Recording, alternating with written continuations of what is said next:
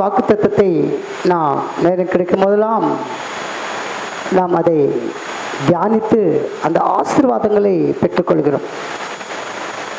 இந்த ஒவ்வொரு காரியத்தையும் கர்த்தர் நம்ம நேர்த்தியாய் செய்ய முடியாது. அந்த வசனத்தில் இருக்கிற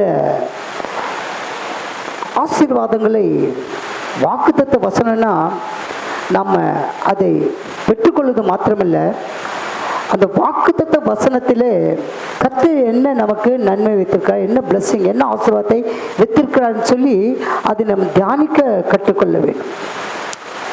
சங்கீதங்களின் புத்தகம் 110 சங்கீதம் 3ஆம் வசனத்தை வாசிக்க கேட்போம். உமது பராக்கிரமத்தின் நாளிலே உம்முடைய ஜனங்கள் மனப்பூர்வமும் பரிசுத்த அலங்காரமும் உள்ளவர்களாய் இருப்பார்கள். விடிய காலத்து கர்ப்பத்தில் பிறக்கும் பனிக்கு சமானமாய் உம்முடைய எவ்வளவு ஜனம் உனக்கு பிறக்கும் என்று சொல்லி சங்கீதக்காரன் அந்த வாக்கு தத்தத்தில் முழுமையாக பார்த்தோம்னால் அவர் அந்த 1 முதல் அதில் இருக்கிற 110ஆம் சங்கீதத்தில் இருக்கிற எல்லா வசனங்கள் நிமித்தமாக எத்தனை வசனம் இருக்கு கொஞ்சம் பாருங்க. 7 வசனம் இருக்கா பாருங்க. 7 வசனம் இருக்கு. 7 என்பது என்ன கொடுக்குது நமக்கு? பரிபூரணம். இந்த வருடத்தின் அந்த பராக்கிரம நாளிலே அந்த பரிபூரண ஆசீர்வாதங்களை பெற்றுக்கொள்ளத்தக்கதாக அதில் நமக்கு 3 கேரக்டராக வெளிப்படுறாரு. என்னென்ன கேரக்டர்? டீச்சர், ஆசிரியர். ரெண்டாவதாக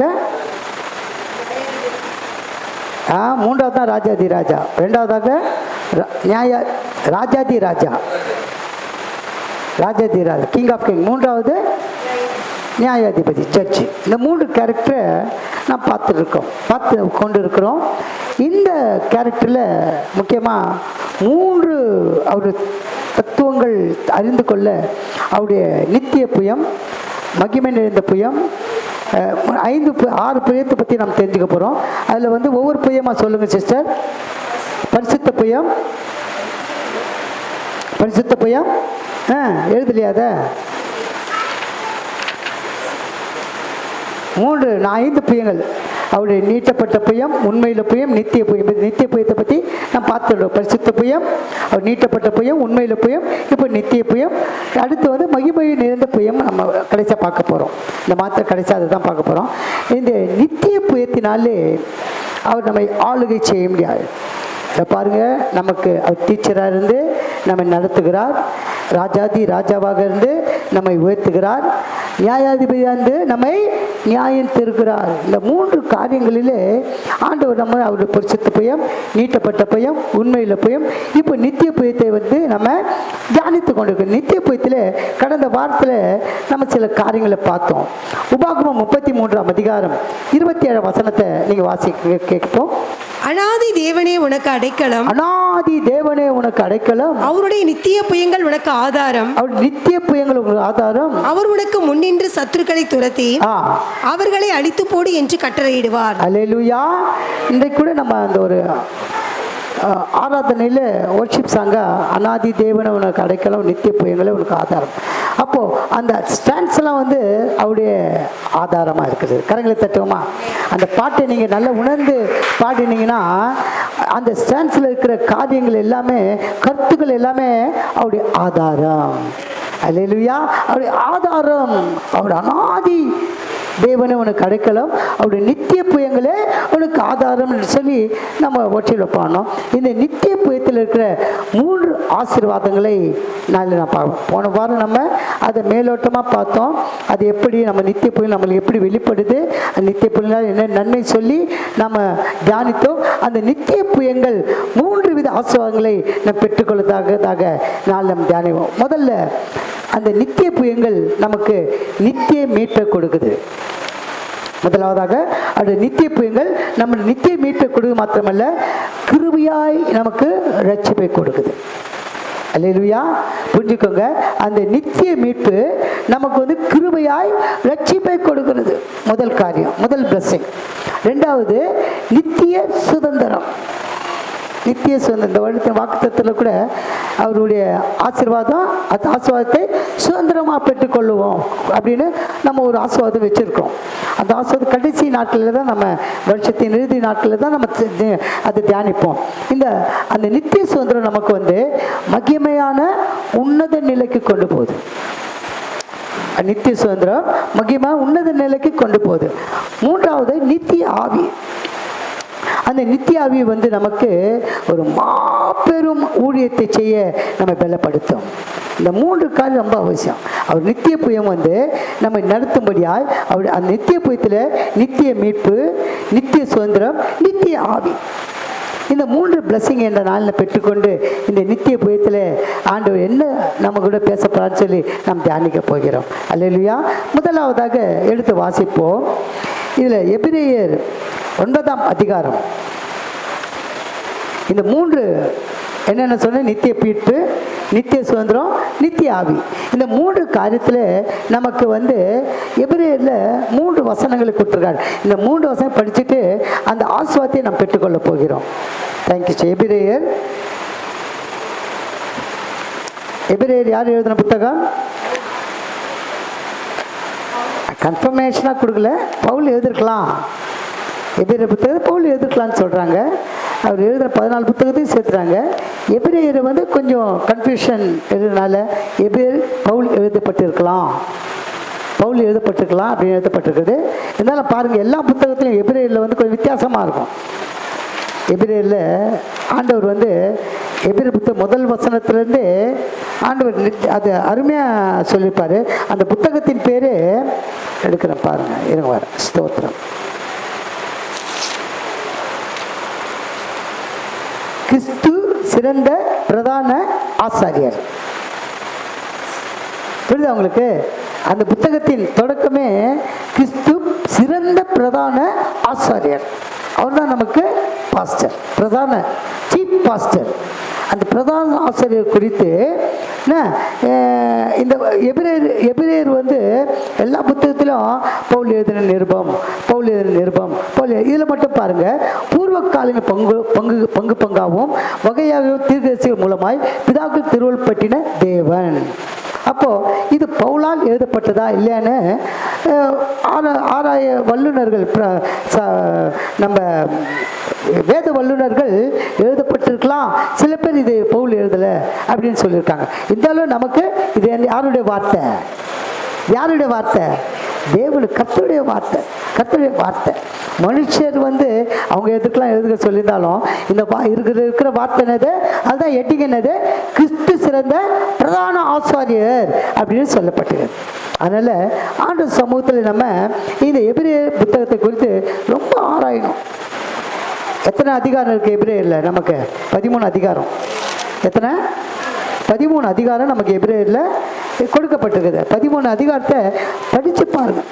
12ஆம் அதிகாரத்தில் வந்து ஆண்டவர் அருமையாக நல்ல ஒரு வார்த்தையை சொல்லியிருப்பார். 12ஆம் அதிகாரத்தில் ஸ்தோத்திரம், சகோதர ஸ்நேக. 12ஆம் அதிகாரம் வந்து ஆகையால் மேகம் போன்று இத்தனை திறனான சாட்சிகள் நம்மை சூழ்ந்து கொண்டிருக்க, பாரமான யாவற்றையும் நம்மை சுற்றி நெருங்கி நிற்கிற பாவத்தையும் தள்ளிவிட்டு விசுவாசத்தை துவக்குகிறவரும் முடிக்கிறவருமாய் இருக்கிற இயேசுவை நோக்கி நமக்கு நியமித்திருக்கிற ஓட்டத்தில் எப்படி ஓடணும்? எப்படி? பொறுமையோடு ஓடக்கணும். அதுக்கு தான் அவர் பேர் சீஃப் பாஸ்டர், பிரதான ஆசாரியர். அப்போ அவர் சொல்லுகிற காரியங்களிலே எல்லாவற்றையும் வந்து நம்ம என்ன எடுத்துக்கணும்? அதை பொறுமை, நம்ம நியமித்த ஓட்டது பொறுமையாக இருக்கணும். ஏன்னா விசுவாசத்தை தோக்குறதும் முடிக்கிறதுமாய் இயேசுவை நோக்கி நம்ம ஓடுற ஓட்டம் யாரை நோக்கி ஓடணும்? இயேசுவை நோக்கி தான் ஓடணும். அவர் தான் நமக்கு பிரதான ஆசாரியர். அவர்தான் ஆசிரியர், நியாயாதிபதி, ராஜாதி ராஜா. ஒப்பு கொடுப்போம். இதில் பாருங்கள், இது எபிரேயர் புத்தகத்தில் 9ஆம் அதிகாரம் 11ஆம் வசனத்திலிருந்து, எபிரேயர் 9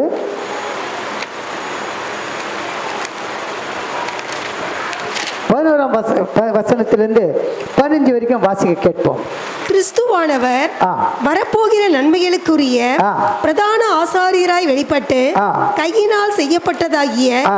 இந்த சிருஷ்டி சம்பந்தமான ஆ. கூடாரத்தின் வழியாக அல்ல, ஆ. பெரிதும் உத்தமமான கூடாரத்தின் வழியாகவும் பாருங்க, கிறிஸ்துவான வரப்போகிற நன்மைகளுக்குரிய பிரதான ஆசாரியரால் வெளிப்பட்டு. இந்த புத்தகத்தின் பேர் என்ன சொன்னேன் நான் உங்களுக்கு? சிறந்த கிறிஸ்து சிறந்த பிரதான ஆசாரியர். அவர் தான் சிறந்தவர். இதுக்கப்புறம் எப்படி சொல்றது, இதுதான் நம்மளுக்கு மெயின். ஆண்டவர் இயேசு கிறிஸ்து தான் மெயின். அவர் தான் பிரதான ஆசிரியர். அவர் என்ன சொல்றாரோ அப்படி நம்ம கீழ்ப்படியே நம்ம தெரிந்து கொள்ள வேண்டும். இதில் பாருங்க, இந்த 11வது கிறிஸ்துவானவர் வரப்போகிற நன்மைகளுக்குரிய பிரதான ஆசாரியர் வெளிப்பட்டு கையினால் செய்யப்பட்டதாகிய இந்த சிருஷ்டி சம்பந்தமான கூடாத்தின் வழியாக அல்ல, பெரிதும் உத்தமமான கூடாத்தின் வழியாகவும். படிங்க சிஸ்டர். வெள்ளாட்டு கடா, இளங்காளை இவைகளுடைய இரத்தத்தினாலே அல்ல, தம்முடைய சொந்த இரத்தத்தினாலும் ஒரே தரம் மகா பரிசுத்த ஸ்தலத்தில் பிரவேசித்து நித்திய மீட்பை உண்டு பண்ணினார். நித்திய மீட்பை உண்டு பண்ணினார். எப்படி உண்டு பண்ணினார்? அவருடைய ரத்தத்தினாலே. கரங்களை தட்டுவோமா? அவர் ரத்தத்தினால தான் நமக்கு நித்திய மீட்பு. அந்த நித்திய மீட்பு நமக்கு என்ன தருது? கிருபையினால ரட்சிப்பை கொடுக்குது.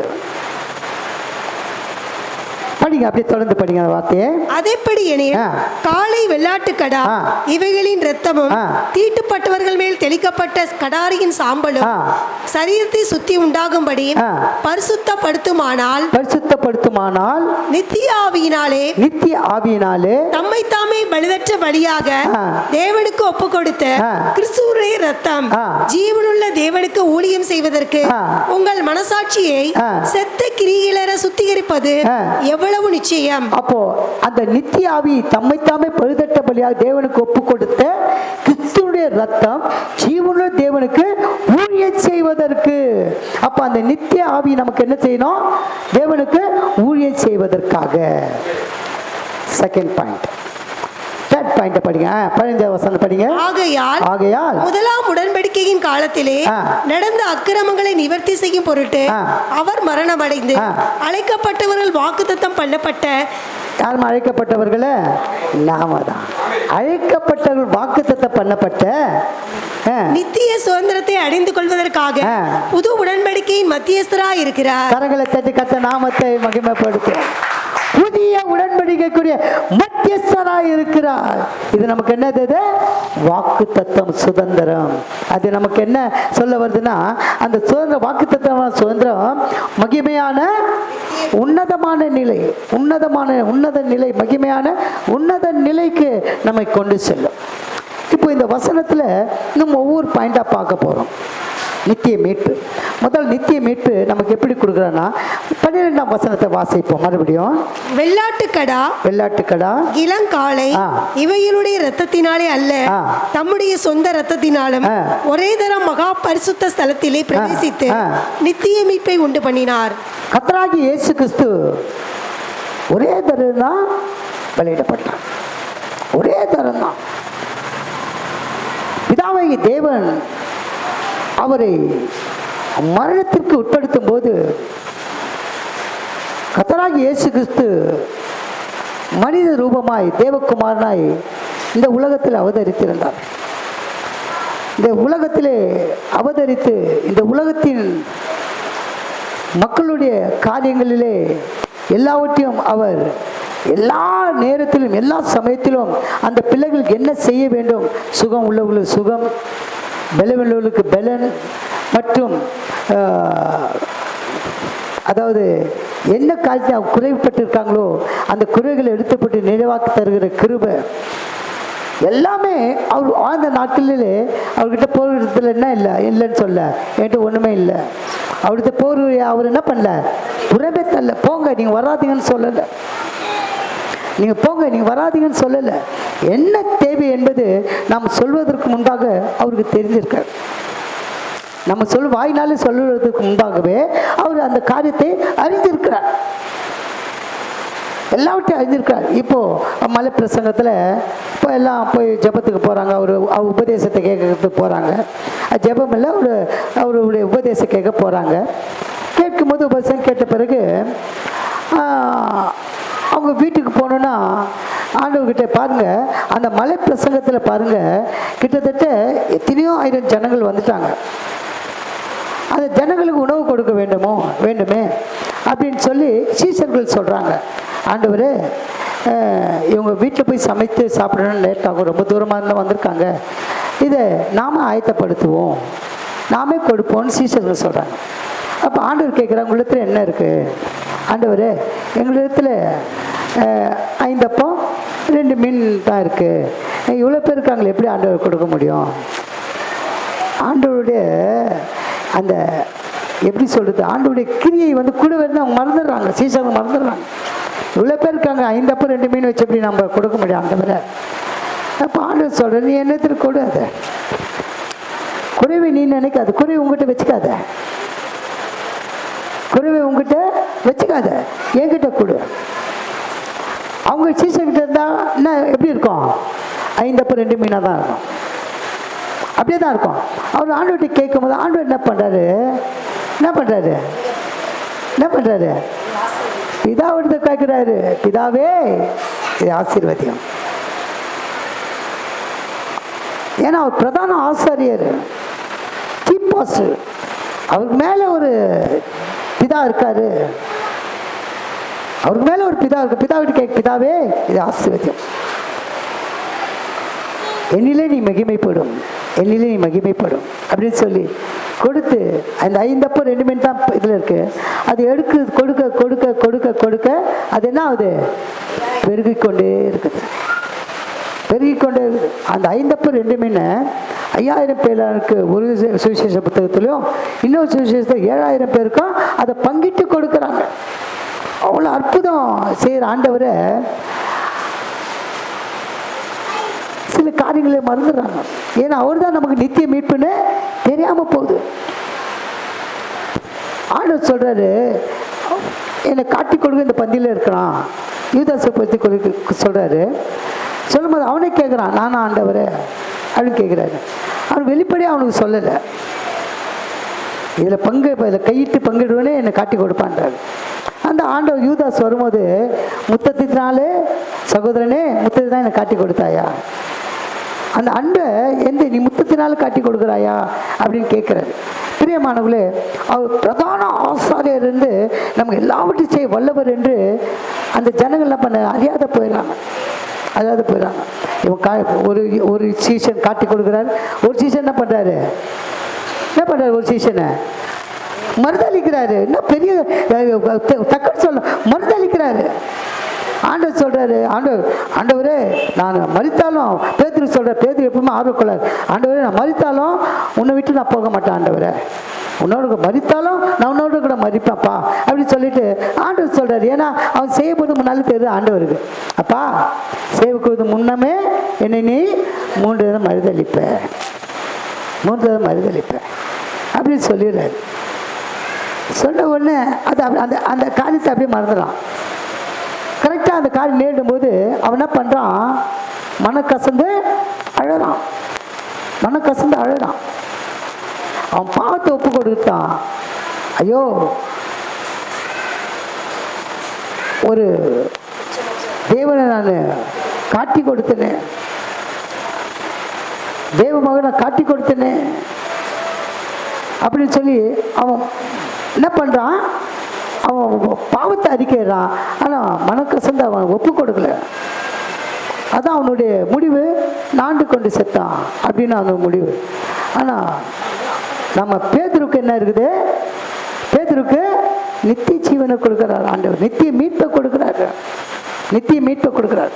பிரியமானவர்களே, எடுத்து வாசிப்போம். இந்த நித்திய மீட்பை பாருங்க எப்படி உண்டு பண்றார் பாருங்க. அவர் ரத்தத்தினாலே, தம்முடைய சொந்த ரத்தத்தினாலும் ஒரே தினம் மகாபரிசுத்த ஸ்தலத்திலே பிரவேசித்து நித்திய மீட்பை உண்டு பண்றார். ஒரே தரம் தான் அதுக்கு ஒப்பு கொடுக்குறார். ஒப்பு கொடுத்து முன்னால் ஆண்டவர்கிட்ட கேட்குறாரு, பிதா கிட்ட கேட்குறாரு, ஆண்டவரே இந்த பார்த்து என்னிருந்து நீங்கினால் உங்களுடைய சித்தத்தின்படி ஆகட்டும் ஆண்டவரே. சிம்பிளாக உங்களுடைய சித்தத்தின்படி ஆகட்டும், நான் ஒன்றுமில்லை உங்கள் சித்தத்தின்படி ஆக கடவுள் ஆண்டவர்னு சொல்லிடுறாரு. பிரியமானவர்களே, அவருடைய வாழ்க்கையிலே இயேசு பிரதான ஆசிரியர் இருந்தாலும் தன்னுடைய வாழ்க்கை யாருக்கு ஒப்பு கொடுத்தாரு? பிதாவுக்கு ஒப்பு கொடுத்தார். பிதாவுக்கு கரத்தில் ஒப்பு கொடுத்தார். அந்த ஒப்பு கொடுத்தனால்தான் நமக்கு நித்திய மீட்பை உண்டு பண்ணினார். கரங்களை தட்டி கர்த்தர் நாமத்தை பிரியமானவர்களே, இந்த நித்திய மீட்பு பேதுரு 1 பேதுரு 1 அதிகாரம் 1 பேதுரு 1 அதிகாரம். Thank you Jesus.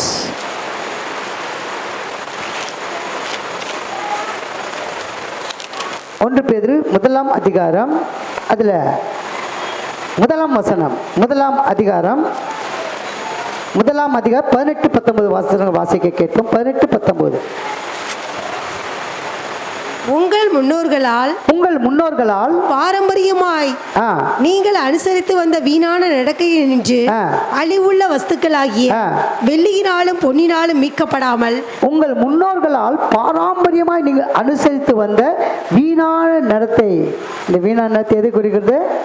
விக்கிரகத்தை குறிக்கிறது. நம் முன்னோர்கள் நம்ம உடனே நித்திய மீட்பு எப்படி கொடுக்குறாங்க? நம் முன்னோர்கள் எப்படி இருந்தாங்க? பேச அறியாது இருந்தாங்க. நல்லா சிந்து பாருங்க. நம்ம முன்னோர்கள் சிலை வணங்குவாங்க இருந்தாங்க. சிலைகளை அனுசரிச்சிருந்தாங்க.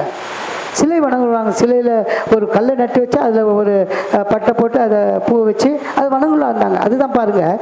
இது எப்படி? உங்கள் முன்னோர்களால் பாரம்பரியமாய் நீங்கள் அனுசரித்து வந்த வீணான நிலத்தினின்று அழிவுள்ள வஸ்துக்களாகிய வெள்ளியினாலும் பொன்னினாலும் மீட்கப்படாமல், அதனால நீங்கள் மீட்கப்படாமல். இந்த நித்திய மீட்பு நமக்கு எப்படி வந்தனா, அவங்க அந்த நித்திய மீட்பு அவங்களால கொடுக்க முடியல. அவங்களுக்கு நம் முன்னோர்களால் நமக்கு நித்திய மீட்பு கொடுக்க முடியல. நம்ம பிரதான ஆசிரியர் இயேசுவால் தான் நித்திய மீட்பை கொடுக்க முடியும்னு சொல்லி பேதுரு அழகாக எழுதுறாரு பாருங்க. பேதுரு ஏன் அப்படி எழுதுறாருன்னா, அவன் மறுதளித்தாலும் என்ன பண்ணான்? மனக்கசந்து அழுகிறான். மனக்கசந்து அழுகிறான். ஒரு இடத்துல பேதுரு சொல்றாரு, அவனை அறிய, அவன் யாருன்னு தெரியாது. இயேசுவை கூட இருக்கிறாரு, அவனை அறிய, அவன் யாருன்னே தெரியாது. அவரு கூட இல்லை, அவனே சொல்றான். வேதாகமத்தில் எழுதப்பட்டிருக்கு. பரிசுத்தவானை காட்டி கொடுத்தனே அப்படின்னு அவன் மனக்கசன. அவ்வளோதான். இவரு ஐயோ நான் மறுதளித்தனே, அது சொல்லி நான் கேட்காம போனேனே. சோக்கிறது முன்பதற்கு 3 முறை நீ மறுதளிப்ப. அப்போ அவனுக்கு அந்த தாட்டு வரவே இல்லை. அது மறைக்கப்பட்டது அவனுக்கு. அதான் மனக்கசந்து அழகான். அவன் தான் எழுதுறான் பாருங்க. உங்கள் முன்னோர்கள் எப்படி இருந்தாங்க? முன்னோர்கள் பாரம்பரியமாக நீங்கள் அனுசரித்து வந்த வீணான நிலத்தின்று அழிவுள்ள வஸ்துகளால் வெள்ளியினாலும் பொன்னினால் மீட்கப்படாமல் 19 குற்றமில்லாத மாசற்ற ஆட்டுக்குட்டியாகி கிறிஸ்துவின் விலையேற பெற்ற ரத்தத்தினாலே மீட்கப்பட்டீர்கள் என்று அறிந்திருக்கிறீர்களே. கரங்களை தட்டி கர்த்தர் நாமத்தை மகிமைப்படுத்தும். அல்லேலூயா, அல்லேலூயா. குற்றமில்லாத, எப்படி? குற்றமில்லாத மாசற்ற ஆட்டுக்குட்டிய கிறிஸ்துவின் விலையேறப்பட்ட ரத்தத்தினாலே. எத்தனை எட்டிங் வருது பாருங்க. குற்றமில்லாத மாசற்ற, குற்றமே இல்லை அவர்கிட்ட. மாசற்றன்னா அழுக்கே இல்லை அவரிடத்துல. எந்த ஒரு கரை துறை குற்றம் என்ற அழுக்கு திரை கரை எதுவுமே, கரை திரை எதுவுமே இல்லை, எதுவுமே இல்லை. குற்றமற்ற மாசற்ற ஆட்டுக்குட்டியாக கிறிஸ்துவின் விலையேறப்பட்ட ரத்தத்தினாலே மீட்கப்பட்டீர்கள் என்று அறிந்திருக்கிறீர்களே. அல்லேலூயா, அல்லேலூயா. பாருங்க அடுத்த வசனம் வாசிங்க. அவர் உலக தோற்றத்திற்கு முன்னே குறிக்கப்பட்டவராய் இருந்து தமது மூலமாய் தேவன் மேல் விசுவாசமாய் இருக்கிற உங்களுக்காக இந்த கடைசி காலங்களில் வெளிப்பட்டார். பாருங்க, அவர் உலக தோற்றத்திற்கு முன்னே குறிக்கப்பட்டவராய் இருந்து வானத்தையும் பூமியும் சமுத்திரத்தையும் எல்லாத்தையும் அவர் தான் பிதா, குமாரன், ஆவியானவர்.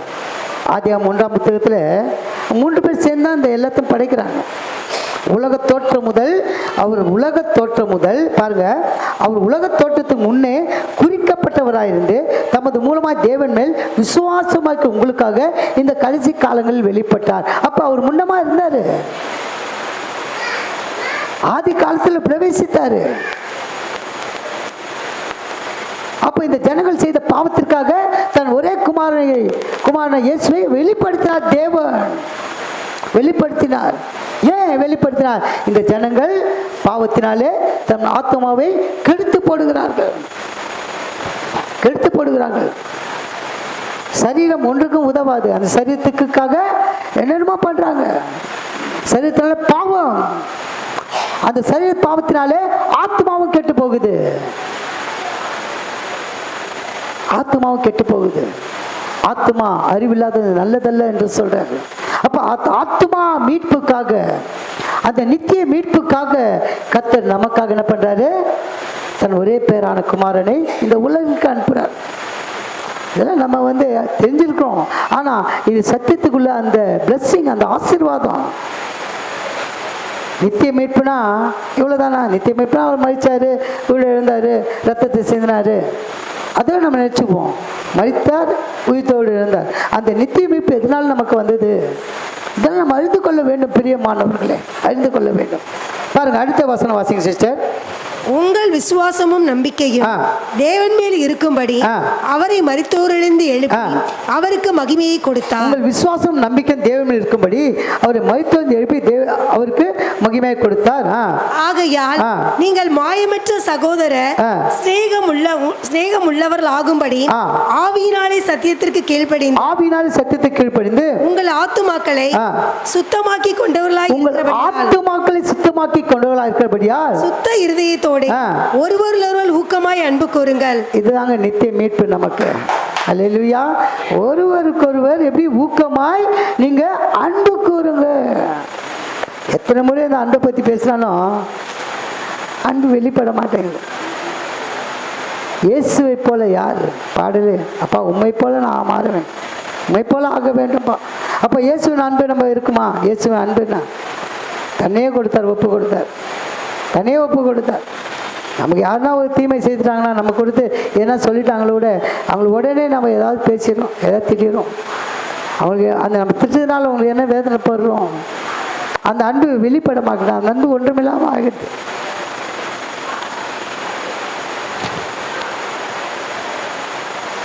நம்பிக்கை, விசுவாசம், அன்பு. அன்பு தான் மேலோங்கி நிற்குது. இயேசு தான் இவ்வளவா அன்பு கொண்டாந்து தன் கரங்களை விரித்தார். அன்பை நம்ம தரித்து கொள்ள வேண்டும். தரித்து கொள்ள பாருங்க, ஒருவர் ஊக்கமாய் அன்பு கூறுங்கள். இந்த நித்திய மீட்பில் நம்ம கொடுக்குற அந்த வார்த்தை ஒருவருக்கு ஒரு அன்பு கூறுங்கள். நித்திய மீட்பில் அந்த ரட்சிப்பு என்பது அந்த அந்த அந்த நித்தியமான மகிய கிருபையான ரட்சிப்பு இந்த அன்பில் தான் இருக்குது. இந்த அன்பு தான் ரொம்ப முக்கியம். அந்த அன்பு நம்மக்கிட்ட இருந்துட்டா இலவசமாக அந்த கிருபையை நம்ம பெற்றுக்கொள்ளலாம். இலவசமாக பெற்றுக்கொள்ளலாம் கிருபையாய். கொடுக்குறது கிருபை என்பது சாதாரண விஷயம் இல்லை. கிருபை நம்மக்கிட்ட கொடுத்துட்டாருன்னா நம்ம யாரும் டிஸ்டர்ப் பண்ண முடியாது. பலவீனங்கள் நம்ம தாக்காது. பலவீனம் என்பது சரீர பலவீனம் மட்டும் இல்லை, மற்ற காரியங்களை கொடுத்து பலவீனம் தான் ஆண்டவர் சொல்றாரு. பிரியமானவர்களே, அப்போ அந்த ஊக்கமான அன்பு நம்ம கிட்ட இருக்கணும். அடுத்த 23 வாசிங்க சிஸ்டர். அழிவுள்ள வித்தினாலே அல்ல, என்றென்றைக்கும் நிற்கிறது ஜீவனும் உள்ளதுமான வேத வசனமாகிய அழிவில்லாத வித்தினாலே மறுபடியும் ஜெனிப்பிக்கப்பட்டிருக்கு. அழிவுள்ள வித்தினாலே அல்ல, அழிவுள்ள வித்தினாலே அல்ல, என்றென்றும் நிற்கிறதும் ஜீவன் உள்ளதுமான தேவ வசனமாகிய அழிவில்லாத வித்தினாலே.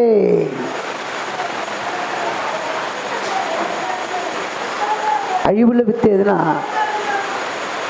ஆண்டவரை அறிகிற அறிவு. அது அறிவு அழியலைன்னா நம்ம என்ன நம்ம வித்து எப்படி ஆயிடுது? நம்ம வித்து எப்படி ஆயிடுது? அழிவுள்ள வித்து ஆயிடுது. நம்ம வித்தை, நம்மளுடைய வித்து அழிவுள்ள வித்து. ஆண்டவர் அறிகிற அறிவு அழிவுள்ள வித்தினால அல்ல, என்றும் நிற்கிறதும் ஜீவனுள்ளமான தேவவசனமாகிய அழிவுள்ள வித்தினாலே மறுபடியும் ஜெனிப்பிக்கப்பட்டீர்களே. நம்ம முதல்ல பிறந்தோம், வளர்ந்தோம். முதல்ல எப்படி ஆண்டவர் அறியாத முன்ன பாவம்னா, பாவம் செய்தால் நமக்கு ஆக்கினி தீர்ப்பு உண்டுன்னு நினைக்க மாட்டோம். உலகத்தெல்லாம் சொல்லுவாங்க, என்ன சொல்லுவாங்க? ஒரு வார்த்தை சொல்லுவாங்க, உலகத்தான் சொல்லுவாங்க. ஆண்டு அறிஞ்ச பிள்ளைங்க வாயில் இது வராது. உலகத்தான் சொல்லுவான். என்ன சொல்லுவாங்க சொல்லுங்கள்? உலகத்தில் தான் வந்திருக்கணும். இன்னைக்கு செத்தா நாளைக்கு பால், தெரியுமா? எல்லாம் உலகத்தான். சில பேர் ஒரு தவறு செய்வாங்க, தவறு இன்னைக்கு செத்தா நாளைக்கு பால் வேடா. அந்த பாவம் எப்படிக்குரியது அவங்க அறியாமல் செய்கிறாங்க. அதுதான் அழிவுள்ள வித்து. கரங்களை தட்டுவோமா? அதான் அழிவுள்ள வித்து. அப்போ வசனம் கற்க பெற்றுக்கொள்ள ரட்சிப்ப, அந்த கிருபையுள்ள ரட்சிப்பை பெற்றுக்கொள்ள நம்ம எப்படி வளர்றோம்னா அழிவில்லாத வித்தா வளர்றோம். எப்படி? தேவ வசனமாகிய ஜீவன் உள்ளதுமான தேவவசனம். பாருங்க, தேவவசனமாக அழிவில்லாத வித்தத்தினாலே மறுபடியும் நம்ம ஜெனிபிக்கப்பட்டோம். பாவத்துக்கு மரித்து நீதிக்கு பிழைக்கிறோம். கர்த்தர் பரிசுத்த நாமத்திற்கு மகிமை உண்டாகும். அழிவுள்ள வித்துனா உலகத்தார்கள், அவங்களும் அழிவுள்ள சத்தியத்தை அறிந்து கொள்ள வேத வசனத்தை அறிந்து கொள்ள அந்த வித்து நமக்கு மறுபடியும் நமக்கு ஜீவ வழியை கொண்டு போகும், ஜீவனை கொண்டு போகும், நித்திய ஜீவனை கொண்டு போகும். கர்த்தர் பரிசுத்த நாமத்திற்கு மகிமை உண்டாவதாக. அடுத்த வசனம் வாசிங்க சிஸ்டர். மாம்சம் எல்லாம் புல்லை போலவும் மனுஷனுடைய மகிமை எல்லாம் புல்லின் பூவை போலவும் இருக்கிறது. புல் உலர்ந்தது, அதில் பூவும் உதிர்ந்தது. கர்த்தருடைய வசனமும் என்றென்றைக்கும் நிலைத்திருக்கும். உங்களுக்கு சுவிசேஷமாய் அறிவிக்கப்பட்டு வருகிற வசனம் இதுவே. கரங்களை தட்டி கர்த்தர் நாமத்தை மகிமைப்படுத்தும். இந்த 3 காரியமும் இந்த வசனத்தை 1 பேதுரு 1ஆம் அதிகாரம் அநேக காரியங்களிலே எழுதப்பட்டிருக்குது. அதில் 18லேருந்து 25 வருஷம் 3 காரியமே வந்தாச்சு. நான் விலாவரியாக சொல்கிறேன் உங்களுக்கு. முதல்ல நம்ம என்ன, நித்திய மீட்பு, நித்திய ஆவி, நித்திய சுதந்திரம். இதில் இந்த வசனத்தில் நித்திய ஆவி நமக்கு எப்படி கிடைக்குதுன்னா, இதில் பாருங்கள், ஸ்தோத்திரம். இந்த வசனத்தை வாசிங்க சிஸ்டர். 19 வாசிங்க, 20 வாசிங்க. அவர் உலக தோற்றத்திற்கு முன்னே குறிக்கப்பட்டவராய் இருந்து தமது மூலமாய் தேவன் மேல் விசுவாசமாய் இருக்கிற உங்களுக்காக அந்த கடைசி காலங்களில் வெளிப்பட்டார். கடைசி காலம் வெளிப்பட்டது யாரு? ஆவியானவர். இந்த கடைசி காலம் வெளிப்பட்ட ஆவியானவர். 2ஆம் வருகைக்கு முன்னால் கடைசி கால ஆவியானவர் வெளிப்படும் போது தான் ஆண்டவர் அந்த நித்திய மீட்புக்குள்ள காரியத்தை நமக்கு வெளிப்படுத்துகிறார். அந்த நித்திய ஆவி கடைசி காலில், இந்த நித்திய ஆவி கடைசிங்க வெளிப்பட நித்திய ஆவியை கொடுக்கறதுக்காக தான். அந்த ஆவியை நாம் பெற்றுக்கொண்டு எப்போதும் ஆண்டவரே நித்திய ஆவியா என்னோட கூட இருங்கப்பா, ஆவியானவரே என்னை விட்டு விலகாதீங்க ஆண்டவரே. ஒவ்வொரு நாளும் அதை நம்ம என்ன பண்ணோம், பெற்றுக்கொண்டு புதுப்பித்து கொள்ளணும். ஒவ்வொரு நாளும் நேரம் கிடைக்கும்போது ஆவியான வாயில் இங்கே அறிக்கை, ஆவியானவே நான் பெற்றுக்கொள்ளணும் ஆண்டவரே, ஆவியான பலப்படுத்துங்கப்பா அப்படின்னு சொல்ல சோத்திரம் சொல்லும் போதே உன் நாவு நாகும் மாறுபடும், அந்நிய பாஷை தன்னால் கொண்டு வரும். ஒப்பு கொடுங்க ஆண்டவர்கிட்ட. அல்லேலூயா. கர்த்தருடைய பரிசுத்த நாமத்திற்கு மகிமை உண்டாவதாக. சங்கீதம் 49:8 வாசிப்பேன் சிஸ்டர். சங்கீதம் 49:8.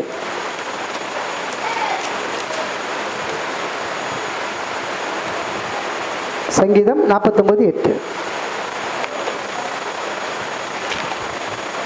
எவ்விதத்தினாலாவது அவனை மீட்டுக் கொள்ளவும் அவன் நிமித்தம் மீட்கும் பொருளை தேவனுக்கு கொடுக்கவும் கூடாது. அவர்கள் ஆத்தும மீட்பு மிகவும் அருமையா இருக்கிறது, அது ஒருபோதும் முடியாது. அல்லேலூயா. எவ்விதத்தினாலும் அவனை மீட்டுக் கொள்ளவும் அவன் நிமித்தம் மீட்கும் பொருளை தேவனுக்கு கொடுக்க கூடாது. அவர்கள் ஆத்மா மீட்பு மிகவும் அருமையா இருக்கிறது. கரங்களை தட்டி கர்த்தர் நாமத்தை மகிமைப்படுத்தும். அவள் ஆத்மா மீட்பு எப்படி இருக்கா? மிகவும் அருமையா இருக்கிறது, அது ஒருபோதும் முடியாது. அப்போ அந்த ஆத்மா மீட்பாக்காக நம்ம ஆண்டவர்கிட்ட கேட்கணும், ஆண்டவரே இந்த ஆத்மா மீட்பு, இந்த ஆத்மா நித்திய மீட்பு அடைய வேண்டும் ஆண்டவரே. நித்தியமாய் உன்னோட கூட அவன் கூட இருக்கணும் ஆண்டவரே. நித்தியமா என்பது பரலோக ராஜ்யம்.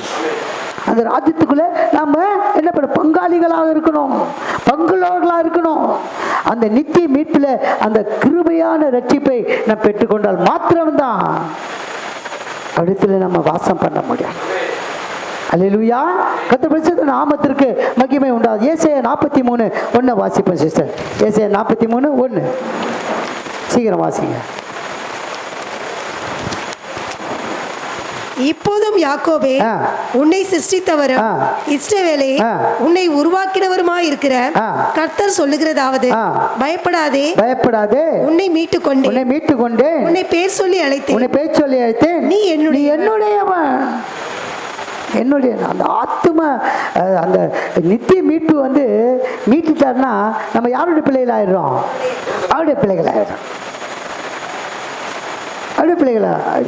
யாக்கோபுக்கு ஒரு பேர் உண்டு. என்ன பேர்? எத்தன், ஏமாற்றுக்காரன். கரெக்டா? ஆனால் அந்த இடத்துல அவர் பேரை மாற்றும் போது அந்த காரியத்தை சொல்லலை. நீ போராடி ஜெபித்தியே, ஜெயம் கொண்டையே. எத்தனை ஏமாற்றுக்காரன்னு சொல்லி அந்த இடத்துல சொல்லப்படல. நீ போராடி மனிதனையும் தேவனையும் போராடி மேற்கொண்டு ஜெயித்தாயே, அதனால உன் பேர் யாக்கோபு என்னப்படாமல் இஸ்ரவேல் என்னப்படும். கரங்களை தட்டுவோமா? அப்போ அந்த ஆத்தும அந்த நித்திய மீட்பு எப்படி கொடுக்குறாரு? நீ இப்போதும் யாக்கோபே உன்னை சிசித்தவரும் அவர் தான் சிசித்தாரு. எப்படி சிசித்தார்?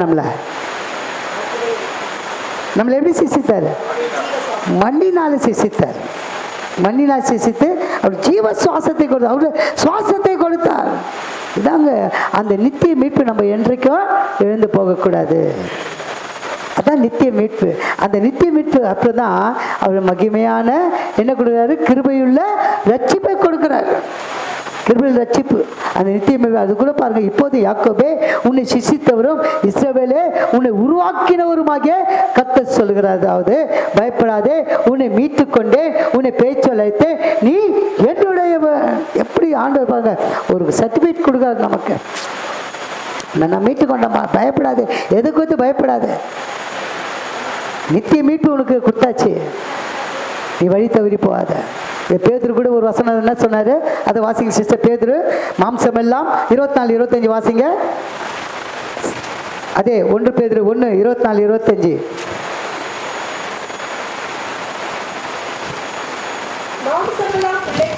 மாம்சமெல்லாம் எப்படிமா இருக்கு?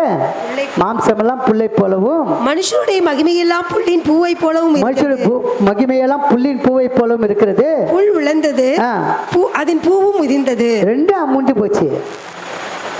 ரெண்டும் இருக்கணும். ரெண்டும் மாம்சமும் அழிஞ்சு போச்சு, மகிமையும் அழிஞ்சு போச்சு. அதில் சொல்றாரு புல் உலர்ந்தது, அதில் பூவும் உதிர்ந்தது. மகிமையும் போச்சு, மாம்சமும் போயிடுச்சு. ஆனா கர்த்தருடைய வசனம் பாருங்க, படிங்க சார். கர்த்தருடைய வசனமும் என்றென்றைக்கு நிலைத்திருக்கும். உங்களுக்கு சுவிசேஷமாய் அறிவிக்கப்படுகிற வசனம் இதுவே. கரங்களை தட்டி கர்த்தர் நாமத்தை மகிமை போயிட்டோம். கர்த்தர் வெளிச்சத்த நாமத்திற்கு மகிமை உண்டாவதாக. நமக்கு வசனம் தான் ஜீவன். வசனம் தான் ஜீவன். அந்த வசனத்தை எப்போதும் நாம் பதித்து கொள்ள வேண்டும், பதித்து கொள்ள வேண்டும். அதுதான் நமக்கு ஜீவன், எல்லாமே அதுதான். மனுஷன் 40 நாள் மட்டுமல்ல வாழ்ந்து புறப்படும் பிழைப்பு. அந்த பிழைப்பு அதை விட்டு விடவே கூடாது. அதனால தான் டெய்லி 2 அதிகாரம் வாசிங்க, விடாதீங்க. பைபிள் எத்தனை முறை நீங்கள் வாசித்தாலும் அத்தனை முறை உங்களுக்கு அத்தனை முறைக்கு உங்களுக்கு ஆயுசு நாட்களில் பெருக பண்ணுவார். ஏன்னா வசனம் நமக்கு என்ன கொடுக்குது? நித்திய ஜீவனை கொடுக்குது. கரங்களை தட்டி கர்த்தர் நாமத்தை மகிமைப்படுது. இரண்டாவதாக நித்திய சுதந்திரம். ரெண்டாவதாக என்னது நமக்கு கொடுக்க போது? நித்திய சுதந்திரம். அதில் வாசிப்போம் நம்ம. Thank you Jesus. எபிரேயர் 9:15 வாசிக்க கேட்போம். எபிரேயர் 9:15. 9:15 வாசிப்போம். முதலாம் உடன்படிக்கையும் இரத்தமில்லாமல் பிரதிஷ்டை பண்ணப்படவும் இல்லை.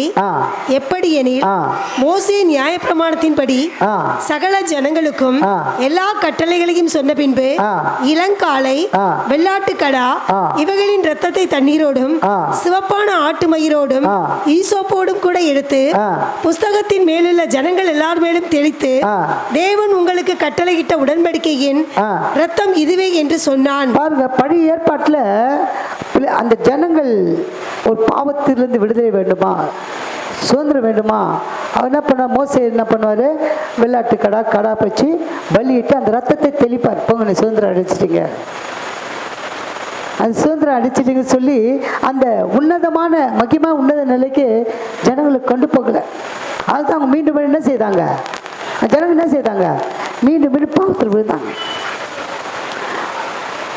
பழைய ஏற்பாட்டில் இயேசு யாரும் அறியல, தேவனை தான் அறிஞ்சிருக்காங்க.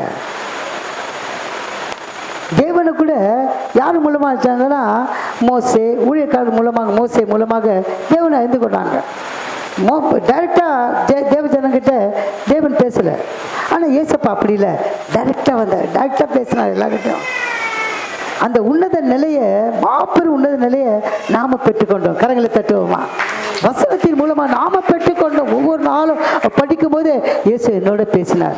சொன்னான்ல, நான் சொல்கிறோம், நான் ஜெபம் பண்ணுவேன், இயேசு என்னோட பேசினார். அந்த உன்னத நிலைக்கு நம்ம கொண்டு செல்ல வேண்டும் என்றால் அந்த நித்திய சுதந்திரத்தை நம்ம அறிந்து கொள்ள வேண்டும் ஆண்டவர். படிங்க மறுபடியும் இந்த 9:15 வாசிங்க. ஆகையால் முதலாம் உடன்படிக்கையின் காலத்திலே நடந்த அக்கிரமங்களை நிவர்த்தி செய்யும் பாருங்க. முதலாம் உடன்படிக்கை யார் ஏற்படுத்தினது? மோசே ஏற்பட்ட உடன்படிக்கையில நடந்த அக்கிரமங்கள் நிவர்த்தி செய்யும் பொருட்டு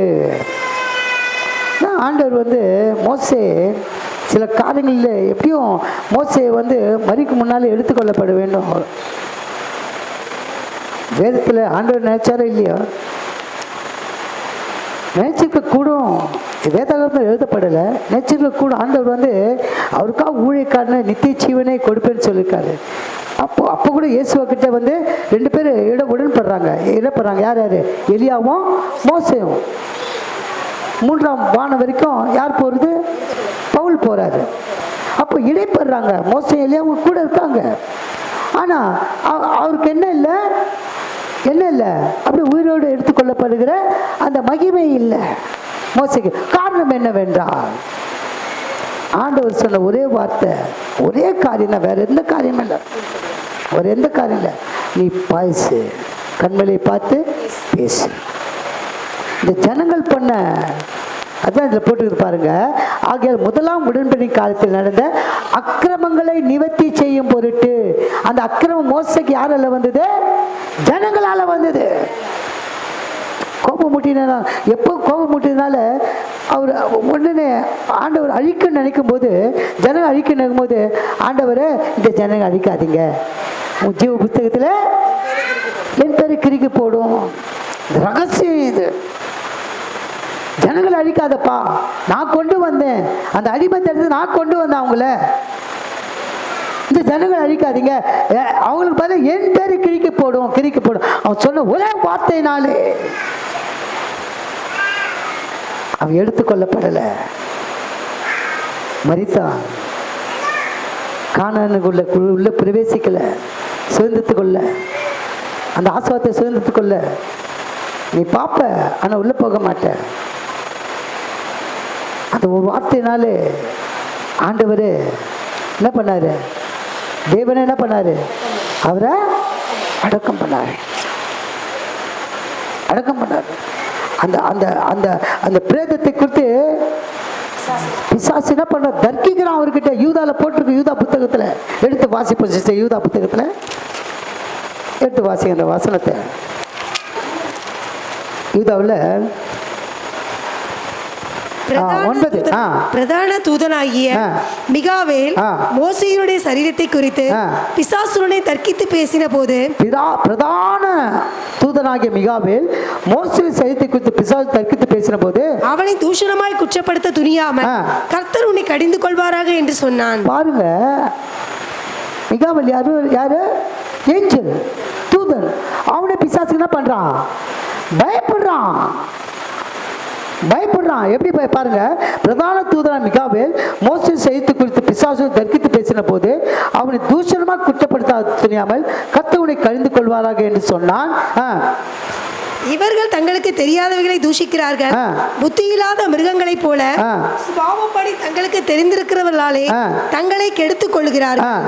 இவர்களுக்கு ஐயோ, இவர்கள் காயினுடைய வழியில் நடந்து பீலியாம் கூலிக்காக செய்த வஞ்சகத்திலே விரைந்தோடி கோரா எதிர்த்து பேசின பாவத்திற்குள்ளாகி கெட்டு போனார்கள், மரித்து போனார்கள். அந்த பிசாசு பிரதான தூதனாகிய மிகாவேல் கிட்ட தர்க்கித்து பேசுறது போது கூட ஒன்றும் பண்ண முடியல. ஏன்னா காரணம் என்னவென்றால் அது தேவனை அடக்கம் செய்தார். தேவனுடைய கண்ட்ரோலில் போயாச்சு. பிசாசு கண்ட்ரோல் எடுக்க முடியாது. நம்ம தேவ கண்ட்ரோலில் பிசாசு நம்ம தொட முடியாது. மரித்தாலும் நித்திய ஜீவனுக்கு உள்ளே போனோம். அந்த ஆத்துமை மீட்டு அந்த நித்திய சுதந்திரத்தை நாம் பெற்றுக்கொள்ள வேண்டும். அதான் நித்திய சுதந்திரம். மரித்தாலும் எங்கே போகக்கூடாது? நரகத்துக்கு போகக்கூடாது. 2ஆம் மரணத்துக்குள்ள கடந்த 2ஆம் மரணம் நமக்கு நேரிடக்கூடாது. 2ஆம் மரணம் என்ன மரணமாக இருக்கும்? அக்கினியும் கந்த ஜுவாலையும் இருக்கிற அக்கினி கடலில் போய் தள்ளப்படுவோம். 2ஆம் மரணம். முதலாம் மரணத்துக்கு நமக்கு தெரியாது, ஆனால் 2ஆம் மரணம் நமக்கு தெரியும். நமக்கு தெரியாது.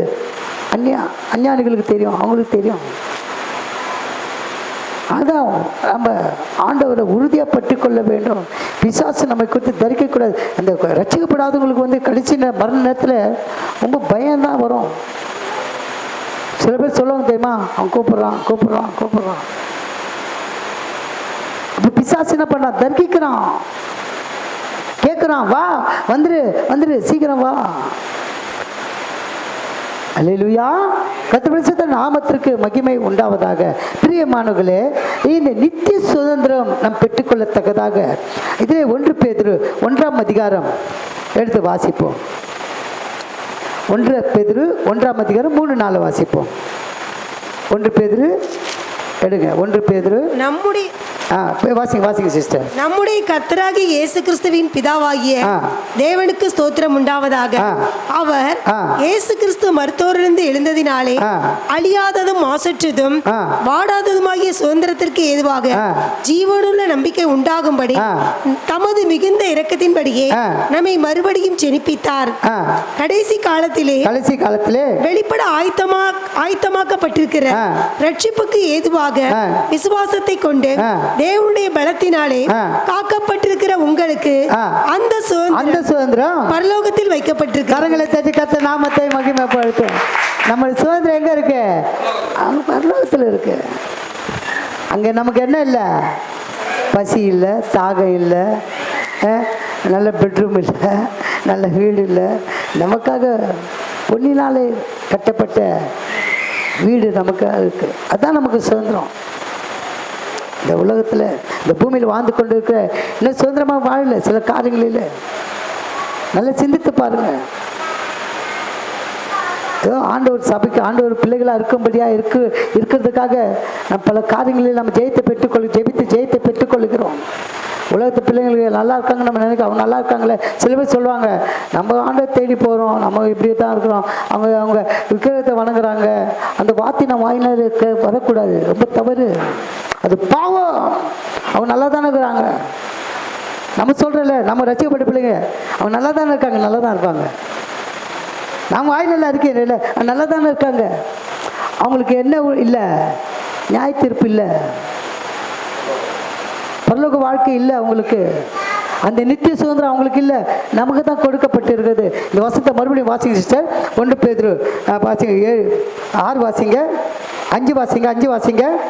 கடைசி காலத்தில் வெளிப்பட இல்ல 4 வாசிங்க, மறுபடியும் 4 வாசிங்க. அவர் இயேசு கிறிஸ்து மரித்தோரிலிருந்து எழுந்ததினாலே அழியாததும் மாசற்றதும் வாடாததுமாகிய அழியாததும் பாருங்க, எத்தனை ரத்தத்துக்கு மாசற்ற ரத்தம் பற்றி பார்த்தோம் நம்ம. இதை பாருங்க, அவர் இயேசு மரித்தோரிலிருந்து எழுந்ததினாலே அழியாததும் மாசற்றதும் வாடாததுமாகிய சுதந்திரத்துக்கு எதுவாக ஜீவனுள்ள நம்பிக்கை உண்டாகும்படி தமது மிகுந்த இரக்கத்தின்படியே நம்மை மறுபடியும் ஜெனிப்பித்தார். கடைசி காலத்திலே வெளிப்பட ஆயத்தமாக்கப்பட்டிருக்கிற ரட்சிப்புக்கு ஏதுவாக விசுவாசத்தை கொண்டு தேவனுடைய பலத்தினாலே காக்கப்பட்டிருக்கிற உங்களுக்கு அந்த சுதந்திரம் பரலோகத்தில் வைக்கப்பட்டிருக்கிறது. அல்லேலூயா, கர்த்தர் பரிசுத்த நாமத்திற்கு மகிமை உண்டாவதாக. இத்தாங்க நித்திய சுதந்திரம் நமக்கு கொடுக்கப்பட்டது. ஞானிகளை குறித்து நம்ம அவங்க உயர்ந்து போகிறாங்களா போட்டோம், அவங்க நல்ல ஐஸ்வர்யாகட்டும். இதான் 1 பேதுரு எந்த வசனம், அந்த வசனத்தை படிங்க சிஸ்டர். மாம்சமெல்லாம் புல்லை போலவும் மனுஷ மகிமையெல்லாம் புல்லின் பூவை போலவும் புல் உலர்ந்தது, பூவும் அதில் பூவும் உதிர்ந்தது. முடிஞ்சு போச்சு அவங்க கதை. மறுபடியும் வளராது, மறுபடியும் அது ஜெனிப்பிக்க முடியாது. ஆண்டவர் நமக்கு என்ன சொல்கிறாருன்னா, கடைசி காலத்தில்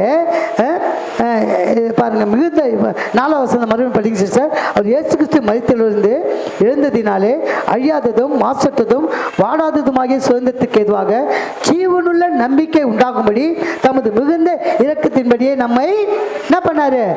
மறுபடியும் ஜெனிப்ப, மறுபடியும் நம்ம மறுபடியும் பிறக்கிறோம். இதாங்க நித்திய சுதந்திரம் நமக்கு. அல்லேலூயா, எப்படிப்பட்டவர் பாருங்க நம்ம ஆண்டவர். பாவத்தில் மதிச்சா நம்ம வீட்டில் ஆண்டவர் ஒரு வசனத்தை கொண்டு நம்ம ரட்சிக்க அவர் வல்லவராக இருக்கிறார். என் ரட்சிப்பு கூட அவங்க ஏற்கனவே சொல்லியிருக்கேன். என் ரட்சிப்பு எப்படி வந்தது? முதலாவது ஏசிய சபைக்கு போகும்போது அந்த தேவ மனுஷர் வாயினாலே, நீ பயப்படாதே, நான் உன்னுடனே கூட இருக்கிறேன், யாரும் சொல்லாத வார்த்தை, பயப்படாதே, நான் உன்னோட கூட இருக்கிறேன், நீ திகையாதே, உன் தேவன் என் நீதியின் வலது கருத்தான் தாங்கினேன், நான் உனக்கு சகாயம் பண்ணுவேன். எப்படிப்பட்ட ஒரு வார்த்தை பாருங்க. அந்த ஒரு வசனம் என்னை இந்த இடத்துல நிற்க வச்சிருக்குது. கரங்களை தட்டுவோமா? அவர் கொடுத்த அந்த ஒரு வசனம் ஒரு ஊழியக்காரராக என்னை நிற்க வச்சிருக்கிறேம்மா. அதனால் ரட்சிப்பு என்பது சாதாரண விஷயம் அல்ல. ஆண்டவரே, நான் அதுக்கு ஆயத்தப்படணும்ப்பா. பலர் ஆயத்தப்படுத்தின ஆண்டவர். ஒரு நாளும் கேளுங்க, போராடி ஜெயிங்க. மனுஷர் தேவனோட போராடி ஜெயித்ததால் தான் நம்ம பேர் என்னாச்சு? இஸ்ரேல் என்னப்படும். இஸ்ரேல் என்பது என்ன? அது இஸ்ரேல் ஆசீர்வாதம் என்ன? இஸ்ரேலுக்கு நான் பனியை போல் இருப்பேன். அப்படிப்பட்ட ஒரு கர்த்தர் இயேசு நம்மோட கூட இருக்காருங்க. பயப்படாதீங்க. அல்லேலூயா. இன்னொரு வசனத்தை எடுத்து வாசிப்போம். நம்ம கொலோசியர் 1:12 வாசிங்க. நித்திய சுதந்திரம். கொலோசியர் 1:12. ஒளியில் உள்ள பரிசுத்தவான்களுடைய சுதந்திரத்தில் பங்கடைவதற்கு நம்மை தகுதியுள்ளவர்களாக்கினவரும் இருளின் அதிகாரத்தினின்று நம்மை விடுதலையாக்கி தமது அன்பின் குமாரனுடைய ராஜ்யத்திற்கு உட்படுத்தினவருமாய் இருக்கிற பிதாவை ஸ்தோத்திரிக்கிறோம். கொலோசியருக்கு பவுல் எழுதுறாரு. ஒளியுள்ள பரிசுத்தவான்களுடைய சுதந்திரத்தில். இன்றைக்கு பரிசுத்தவான்களுடைய ஒளி வசனம் நல்லா புரிஞ்சுக்கோங்க. பரிசுத்தவான்களுடைய சுதந்திரத்தில் பங்கெடுவதற்கு நம்மை தகுதியுள்ளாக்கினவரும். ஒளியுள்ள பரிசுத்தவான்கள் தான் தேவ மனுஷர்கள். அவர்தான் நமக்கு சாட்சி. இத்தனை மேகம் 12:1 படிக்கிறோம்ல. எப்படி 12:1 படிங்க சிஸ்டர், சீக்கிரம் படிங்க. அந்த வார்த்தையை வாசிங்க. 12:1. இத்தனை மேகம் போன்ற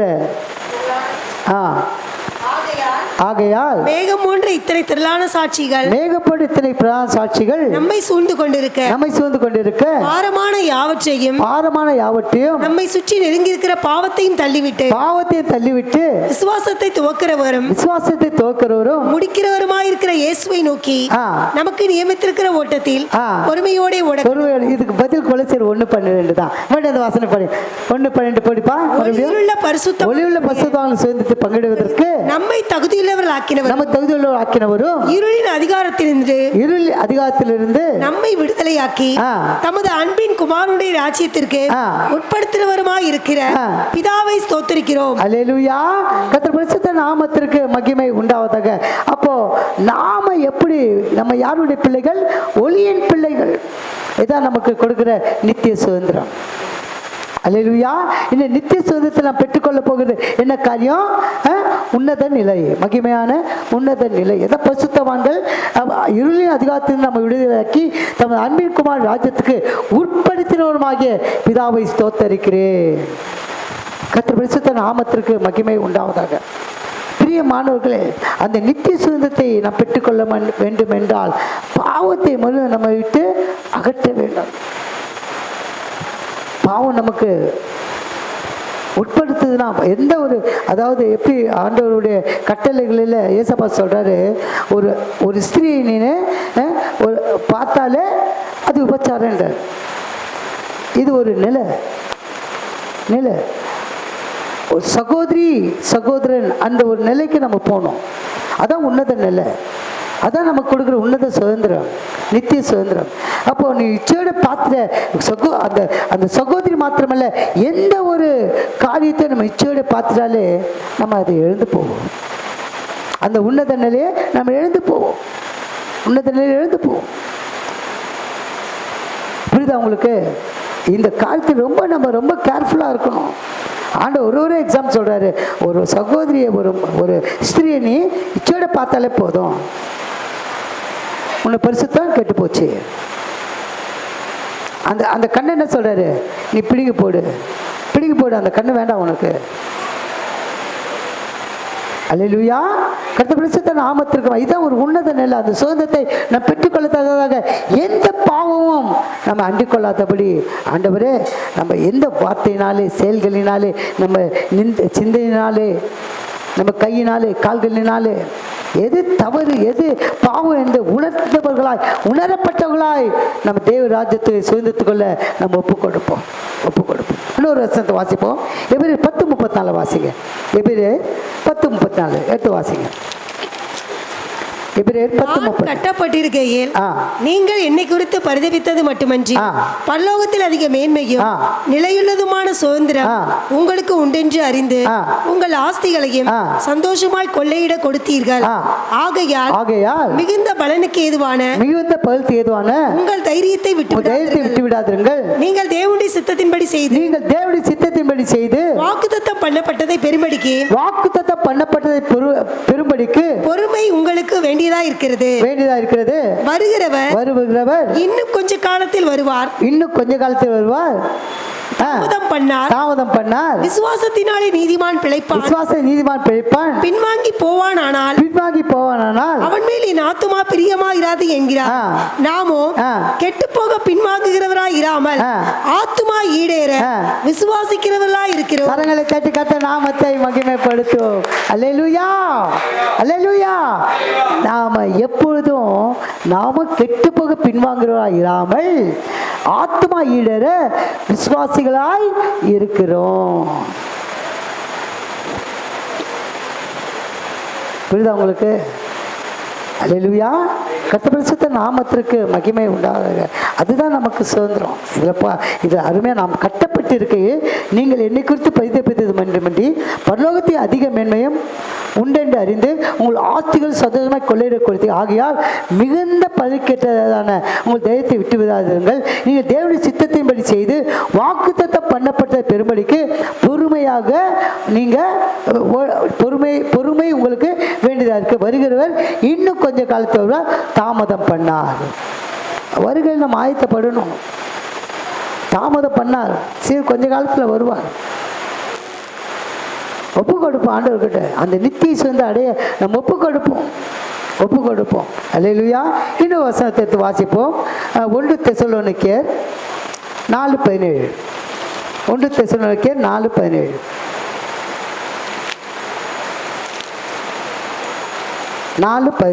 இதுதான் பின்பு உயிரோடு இருக்கும் நாமும். பாருங்க, இதுதான் நமக்கு ரொம்ப முக்கியம். இந்த வசனம் 4 ஆகையால் இதில் வந்து 4:17 மட்டும் வேண்டாம். நான் சொல்றது அப்படியே அந்த வசனத்தை அப்படியே நீங்கள் வாசிங்க. ரொம்ப அருமையாக இருக்கும் இந்த வசனம். ஒரு நிமிஷம் நான் எடுத்துக்கிறேன். ஸ்தோத்திரம்.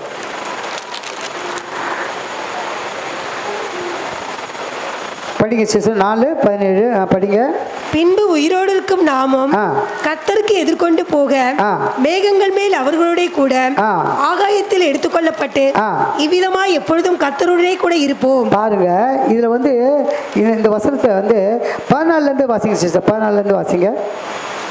14 இயேசுவானவர் மரித்த பின்பு எழுந்திருந்தார் என்று விசுவாசிக்கிறோமே. நாமெல்லாம் விசுவாசிக்கிறோம். நமக்கு அது உலகத்தாருக்கு இல்ல, நமக்கு எழுதப்பட்டிருக்கிறது. இயேசுவானவர் மரித்த பின்பு எழுந்தினார் என்று விசுவாசிக்கிறோமே. அப்படியே இயேசுவுக்குள் நித்திரை அடைந்தவர்களையும் இயேசுக்குள் மரித்தவர்கள் என்ன மரிக்கல, அவங்க எப்படி இருக்காங்க? நித்திரை அடைந்தவர்களையும் தேவன் அவருடைய கூட கொண்டு வருவார். பாருங்க, கர்த்தருக்குள் மரித்தவர்களை கர்த்தர் வரும்போது 2ஆம் வருகையில கொண்டு வருவார். அப்போ நம்ம மரணத்தை குறித்து நம்ம பயப்படக்கூடாது. நம்ம மரணம் அடையில நம்ம எப்படி இருக்கிறோம்? தூங்குறோம், நித்திரை அடைந்திருக்கிறோம். கிறிஸ்துவுக்குள் மரித்தவர்கள், பாவத்துக்கு மரித்து நீதிக்கு பிழைத்தவர்கள். இதுதான் மகிமையான ஒரு சுதந்திரம். நான் மறுபடியும் ஏன் நான் சொல்கிறேன்னா, நம்ம வந்து எப்பவுமே ஒரு பாவம் நமக்கு பாவம் செய்ய யார் தூண்டுவான்? நம்மளை பிசாசு தான் தூண்டுவான். அவனுக்கு இடம் கொடுக்கக்கூடாது. கர்த்தர் சொல்ல மாட்டார், அது வழி இதுவேன்னு சொல்லிடுவார். அந்த வழி நம்ம நடக்கும்போது தான் அது கோணலாக இருக்கிறத அது செவைப்படுத்துவார். அது சொல்கிற வார்த்தைக்கு நம்ம கீழ்ப்படிந்துடணும். போயிடணும், போ, நீ போ. உன் நினைவுகள் அல்ல, உன்னுடைய வழிகள் என் வழிகள் அல்ல. எப்போ தெரிஞ்சுங்க, நம்ம நினைவு நம்ம வழியும் அவருடையது அல்ல. ஆனால் நம்ம என்ன நினைக்கிறோம், நம்ம வழி எதுன்னு சொல்லி அதை விட பெருசாக அவருங்க பிளான் இருக்கும் நமக்கு. அல்லேலூயா. அதை விட பெருசாக இருக்கும் நம்மளுக்கு பிளான். அதனால ஆண்டவரே நான் இதை தான் போவேன்னு சொன்னால் ஒன்று அது வந்து பாவத்துக்குரியான ஒரு வழி. கீழ்ப்படியாமல் ஒரு பாவம் தான். படிங்க சிஸ்டர், அந்த வசனத்தை படிங்க, முடிச்சிடலாம். கர்த்தருடைய வார்த்தையை முன்னிட்டு நாங்கள் உங்களுக்கு சொல்லுகிறதாவது, கர்த்தருடைய வருகை மட்டும் உயிரோடு இருக்கும் நாம் நித்திரை அடைந்தவர்களுக்கு முந்திக் கொள்வது இல்லை. கூட பாருங்க, நம்ம நித்திரை, அதாவது நித்திரைகளுக்கு நாம் முந்திக் கொள்வது. அப்போ நம்ம வருகைக்கு ஆயத்தப்படணும்ன்றார் ஆண்டவர். என்ன சொல்றாரு? கர்த்தர் வார்த்தையை முன்னிட்டு நான் உங்களுக்கு சொல்லுவதாவது, கர்த்தருடைய வருகை மட்டும் உயிரோடு இருக்க நாம். கரங்களை தட்டுவோமா? இதாங்க நித்திய மீட்பு, இதான் நித்திய சுதந்திரம், இதான் நித்திய ஆவி. பாருங்க எப்படிப்பட்ட ஒரு கேரண்டி கொடுக்குறாரு நமக்கு கர்த்தருடைய. மறுபடியும் அந்த வசனம் வாசிங்க சிஸ்டர். கர்த்தருடைய வார்த்தையை முன்னிட்டு, கர்த்தருடைய வார்த்தையை முன்னிட்டு நாங்கள் உங்களுக்கு சொல்லுகிறதாவது, நாங்கள் உங்களுக்கு சொல்லுகிறதாவது, கர்த்தருடைய வருகை மட்டும், கர்த்தர் வருகை மட்டும் உயிரோடு இருக்கும் நாம், உயிரோடு இருக்கும் நாம் நித்திரை அடைந்தவர்களுக்கு முந்திக் கொள்வது இல்லை. முந்திக் கொள்வதில்லை. படிங்க. ஏனெனில் கர்த்தர் தாமே ஆரவாரத்தோடும் பிரதான தூதருடைய சத்தத்தோடும் தேவ எக்காலத்தோடும் வானத்திலிருந்து இறங்கி வருவார். அப்பொழுது கிறிஸ்துவுக்குள் மரித்தவர்கள் முதலாவது எழுந்திருப்பார்கள். பின்பு உயிரோடு இருக்கும் நாமும் கர்த்தருக்கு எதிர்கொண்டு போக மேகங்கள் மேல் அவர்களுடைய கூட ஆகாயத்தில் எடுத்துக்கொள்ளப்பட்டு இவ்விதமாய் எப்பொழுதும் கர்த்தருடைய கூட இருப்போம். கரங்களை தட்டி கர்த்தர் நாமத்தை இதுதான் நமக்கு நித்திய ஜீவன். இந்த வசனத்தை நீங்க பொறுமையா படிங்க, எவ்வளவு சமாதானம் கிடைக்கும் தெரியுமா? மரணமே நேரிட்டாலும் நம்ம ஆண்டவர்கிட்ட போக போறோம்டா. எப்படி ஆண்டவர்கிட்ட போக போறோம்? ஒண்ணு மரணம் இல்லைன்னா வருகைக்கு நம்ம எதிர்கொண்டு போவோம், மறிச்சிட்டா அவரோடு கூட வருவோம். கரங்களை தட்டுவோமா? 3 காரியம் இந்த 1 தெசலோனிக்கே 4ஆம் அதிகாரம் அறிஞ்சு போச்சு. நித்திய ஆவி, நித்திய மீட்பு, நித்திய சுதந்திரம். ஒப்பு கொடுப்பா ஆண்டவர்கிட்ட. ஆண்டவரே, ஆவியானவரே என்னை நடத்துங்கப்பா, உன் நித்திய ஆவியை எனக்கு கொடுங்கப்பா. உன்னை நித்திய மீட்பினாலே எனக்கு ஆண்டவரே அந்த கிருபையுள்ள ரட்சிப்பை கொடுத்தீர் ஆண்டவரே. அப்பா நித்திய சுதந்திரத்தினாலே ஆண்டவரே எனக்கு நீர் ஆண்டவரே அப்பா மகிமான உன்னத நிலை கொண்டு பரலோகத்துக்கு கொண்டு போனீர் ஆண்டவரே. உங்களுடைய நித்திய ஆவினாலே எனக்கு மாபெரும் ஊழியத்தை கொடுக்க போகிற ஆண்டவரே. ஊழியம் என்பது சாதாரண விஷயம் இல்லை, ஆவியான ஒரு நடத்துதல் இருக்கணும். இப்போ பாருங்கள், அதாவது நம்ம மனுஷிகமாக ஏன் யோசனை பண்ணியிருந்தா இது வரைக்கும் எதுவும் நடந்திருக்காது. நல்லா திங்க் பண்ணி பாருங்க. நம்ம ஆயத்தப்பட்டோம். எப்படி ஆயத்தப்பட்டோம்? ஜெபம். 3 முறை நம்ம அத்திபார் ஃபவுண்டேஷன் ப்ரேயர் நடத்தணும். ட்ரஸ்டெல்லாம் இந்த காலத்தில் பேங்க் அக்கௌண்ட் ஓப்பன் பண்ண முடியாது. கரெக்டாக பக்காவாக இருக்கணும், ஒவ்வொரு டாக்குமெண்ட்டும் கரெக்டாக இருக்கணும். அதுதான் தான் பண்ண முடியும். முதல்ல பண்ணிட்டாங்க, இப்போ ஒன்றுமே பண்ண முடியல. அந்த பேங்க்கு மேனேஜரு ஆச்சரியப்பட்டார். பரவாயில்லையா? நாங்கள் சொன்னோம் எங்கள் ப்ரேயரியா, எங்கள் ஜெபம் நாங்கள் ஜெபித்தோம், ஜெயத்தை பெற்றுக்கொண்டோம். கரங்களை தட்டுவோமா? நாங்கள் ஜெபித்தோம், ஜெயத்தை பெற்றுக்கொண்டோம். அதனால் நம்ம ஒவ்வொரு காரியத்துக்காகவும் ஆண்டவர் மரணத்தை குறித்து கவலைப்படாதீங்க. மரணம் நமக்கு நித்திரை தான். கர்த்தர்கள் நித்திரை எழுந்தவர்கள் எப்படி முதலாவதாக எழுந்திருப்பார்கள். அந்த வசனத்தை பாருங்க, இது ரொம்ப ஆச்சரியமா இருக்கும். 16 வாசிங்க சிஸ்டர். ஏனெனில்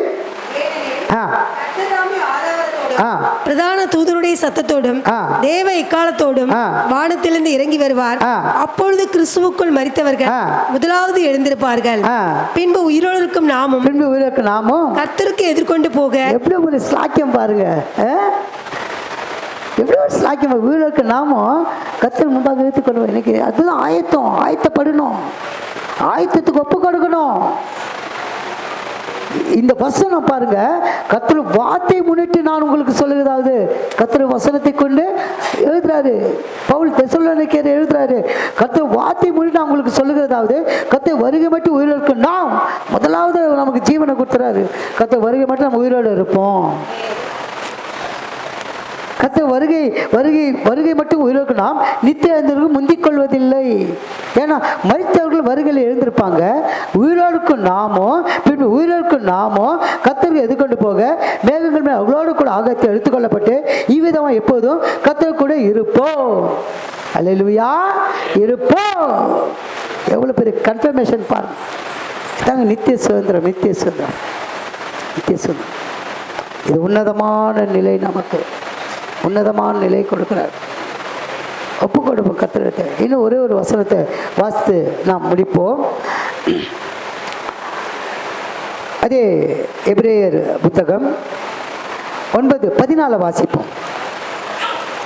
9:14 எபிரேயர் 9:14. நித்திய ஆவியினாலே தம்மை தாமே பழுதற்ற பலியாக தேவனுக்கு ஒப்பு கொடுத்த கிறிஸ்துவுடைய இரத்தம் ஜீவனுள்ள தேவனுக்கு ஊழியம் செய்வதற்கு உங்கள் மனசாட்சியை செத்த கிரிகளற சுத்திகரிப்பது எவ்வளவு நிச்சயம்.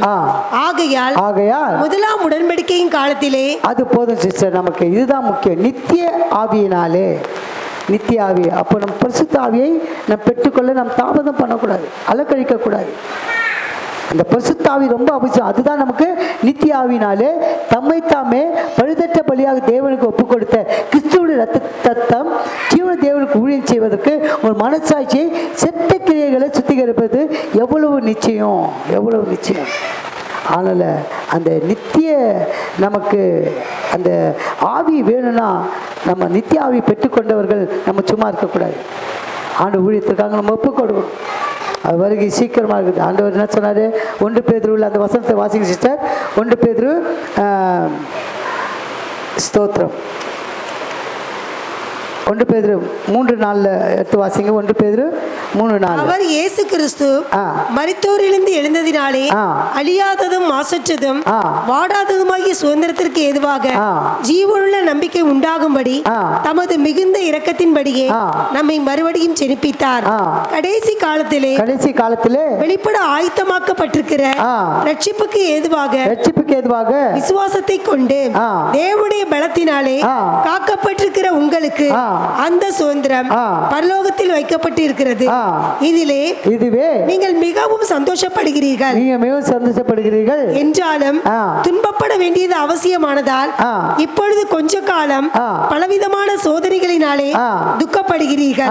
அழிந்து போகிற பொன் அக்கினியினாலே சோதிக்கப்படும், அதை பார்க்கிலும் அதிக விலையேறப்பட்டிருக்கிற உங்கள் விசுவாசம் சோதிக்கப்பட்டு இயேசு கிறிஸ்து வெளிப்படும் போது உங்களுக்கு புகழ்ச்சியும் கனமும் மகிமையும் உண்டாக காணப்படும். கரங்களை தட்டி கர்த்தர் நாமத்தை மகிமைப்படுத்தும். இந்த வசனத்தை அழிந்து போகும் அக்னியினாலே சோதிக்கப்படும், அதை பார்க்கலும் அதிக விலை பெற்றதுமான உங்கள் விசுவாசம் சோதிக்கப்பட்டு இயேசு கிறிஸ்து வெளிப்படும் போது உங்களுக்கு புகழ்ச்சியும் கனமும் மகிமை உண்டாக காணப்படும். அப்போ ஆவியானவர் நம்மோடு கூட இடைப்படும்படியாய் அந்த இடைப்படுறதுனாலே நமக்கு என்ன உண்டாகுது? புகழ்ச்சி கனமும் மகிமை உண்டாகுது. ஆண்டு கரங்களை ஒப்பு கொடுப்போம். ஆண்டவரே அப்பா, நீ என்னோட இந்த நாளிலே இடைப்பட்டீரப்பா, என்னோட பேசினீர் ஆண்டவர். உமக்கு நாங்கள் நன்றி செலுத்துகிறோம் ஆண்டவர். நித்திய மீட்பான கிருபையில் ரட்சிப்பை நாங்கள் பெற்றுக்கொள்ளும்படியா அப்பா, நித்திய அப்பா தகப்பனே, சுதந்திரமான அன்பு தகப்பனே, நாங்கள் ஆண்டவரே அப்பா உன்னதமான நிலைக்கு நாங்கள் கொண்டு செல்லும்படியாய் அப்பா நித்திய ஆவியை கொடுத்த ஆண்டவரே அப்பா உங்களுடைய ஊழியத்தை நாங்கள் மாபெரும் ஊழியத்தை செய்யும்படியாய் இந்த நாளில் எங்களோட கூட இடைப்பட்டீர் ஆண்டவரே. உமக்கு நாங்கள் நன்றி செலுத்துகிறோம் அப்பா. நல்ல மல கரங்களின் நாளை நாங்கள் ஒப்புக்கொள்கிறோம் ஆண்டவரே. ரத்தத்தை முடி மறைத்துக் கொள்ளுங்க. அநாதி தேவனை உனக்கு அடைக்கலம், அவருடைய நித்திய புயங்களை உனக்கு ஆதாரம் என்று சொல்லி ஆண்டவரே இந்த ஆதாரத்தை நாங்கள் பெற்றுக்கொள்ளத்தக்கதாக தகப்பனே, இந்த ஆதாரத்தை நாங்கள் பெற்றுக்கொள்ளத்தக்கதாக அப்பா நாமத்தை மகிமைப்படுத்தி விட தகப்பனே. அப்பா நாமத்தை மகிமைப்படுத்திக் கொள்ள முடியாத தகப்பனே, எங்களை தாத்துகிறோம் ஆண்டவரே. அப்பா நித்திய சுதந்திரம், நித்திய ஆவி, நித்திய மீட்பு என்று 3 ஆசீர்வாதங்களை நாங்கள் பெற்றுக்கொண்டோம் அப்பா. பெற்றுக்கொண்டோம் என்று நாங்கள் விசுவாசித்து அப்பா நாமத்தை மகிமைப்படுத்த முடியாது எங்களுக்கு உதவி செய்யுங்கப்பா, உதவி செய்யுங்க. ரத்த கொடைகளை மறைத்துக் கொள்ளுங்க. நாளில் வந்த பிள்ளைகள், ஒவ்வொரு பிள்ளைகளும் ஆண்டவரே, சிறு பிள்ளைகள், குழந்தைகள், வாலிய பிள்ளைகள், முதியவர்கள், கணவன் மனைவிமார், சகோதர சகோதரிகள், ஒவ்வொரு குடும்பத்தையும் தனித்தனியாக பேரு பேராக குடும்பமாக நீர் ஆசீர்வதிக்கும்படியாய் ஜெபிக்கிறான். ஆசீர்வதியும் அப்பா. பெத்தேலின் ஆசீர்வாதங்கள், சுகம், பலன், ஆரோக்கியம், சமாதானம், சந்தோஷம், பாதுகாப்பு, பிள்ளையுடைய கல்வி காரியங்கள், வேலை காரியங்கள், திருமண காரியங்கள், கர்ப்பத்தை கனி எல்லாவற்றையும் கொடுத்து தகப்பனே பரிபூரண ஆசீர்வாதங்களால் பிள்ளைகளை நிரப்பும்படியாய் ஜெபிக்கிறோம் அப்பா. நித்திய மீட்பை கொடுத்தீர் ஆண்டவரே, நித்திய சுதந்திரத்தை கொடுத்தீர் ஆண்டவரே, நித்தியாவை கொடுத்தீர் ஆண்டவரே. அப்பா நித்திய ஜீவனை நாங்கள் பெற்றுக்கொண்டப்பா ஒரு ராஜ்யத்துக்கு நாங்கள் அப்பா தகப்பன் ஆயத்தப்பட பலர் ஆயத்தப்படுத்த எங்களுக்கு கிருபை தரும்படியாய் ஜெபிக்கிறான். கிருபை தாங்கப்பா. ரத்தத்தின பிள்ளைகளை மூடி மறைத்துக் கொள்ளுங்க. உடைய கரம் ஆளுகை செய்கிற தகப்பனே, அன்பு பிள்ளைகளை பிதா குமாரன் பரிசுத்தாவின் நாமத்தினாலே ஆசீர்வதிக்கிறோம் அப்பா. நீங்க மாத்திரம் மகிமைப்படுங்கப்பா. கிருபைகளோட கூட எங்களை தாத்துகிறோம். உண்மையே நாங்கள் உயர்த்துகிறோம் அப்பா. சகல துதியும் கனமும் மகிமையும் ஒருவருக்கே நாங்கள் எடுக்கிறோம் ஆண்டவரே. எங்கள் கர்த்தரும் எங்கள் மீட்பரும் எங்கள் இரட்சகருமாகிய இயேசு கிறிஸ்துவின் நாமத்தினாலே வேண்டி செபிக்கிறோம் பிதாவே. ஆமென், ஆமென். அல்லேலூயா, அல்லேலூயா. பரலோகத்திலே எங்கள் பிதாவே, உம்முடைய நாமம் பரிசுத்தப்படுவதாக, உம்முடைய ராஜ்யம் வருவதாக, உம்முடைய சித்தம் பரலோகத்தில் செய்யப்படுவது போல பூமியில் செய்யப்படுவதாக. வேண்டிய ஆகாரத்தை எங்களுக்கு தாரும். எங்கள் கடனாளிகளுக்கு நாங்கள் மன்னிக்கிறது போல கடன்களை மன்னியும். சோதனைக்கு உட்படப்படாமல் தீமை ரட்சித்துக் கொள்ளும். ராஜ்யம் வல்லமையும் மகிமையும் என்றென்றும் உம்முடையவர்களே. ஆமென். அல்லேலூயா, அல்லேலூயா. எல்லாம் சேர்ந்து சொல்வோம். என் ஆத்மாவே கர்த்தரை ஸ்தோத்திரி, என் முழுமையுடைய பரிசுத்த நாமத்தை ஸ்தோத்திரி.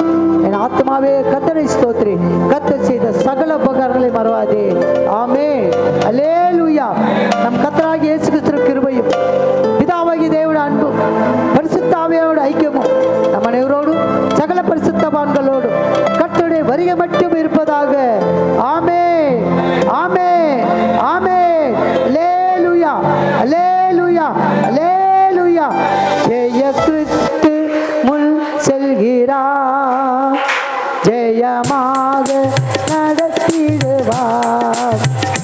ஜெய கிறிஸ்து முன் செல்கிறார், ஜெயமாக நடத்திடுவார். ஜெய கீதத்தை நாம் பாடியே ஜெய கொடியும் ஜெய அல்லேலூயா அவர் நாமத்திற்கே. ஜெய அல்லேலூயா அவர்